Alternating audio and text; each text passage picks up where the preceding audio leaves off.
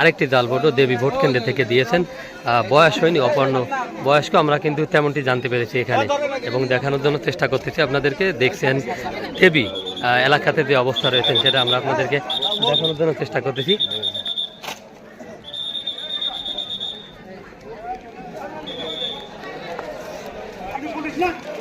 দেখছেন যে এখানে কিন্তু ইতিমধ্যে 2-3 জন জাল ভোট দেওয়ার কারণে আটক হচ্ছে পুলিশের কাছে। যে অবস্থা এটা আপনাদেরকে দেখানোর জন্য একটু চেষ্টা করছিলাম।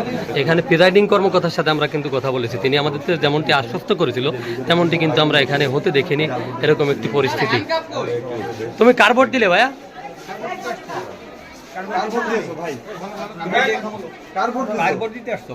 ছোট ভাই, আমি তোমাকে যখন প্রশ্ন কার ভোট দিতে আসছো, তুমি আমার তখন বারবার আমার এই প্রতিপন্ন করছো এবং বলছে আমি ভোটার।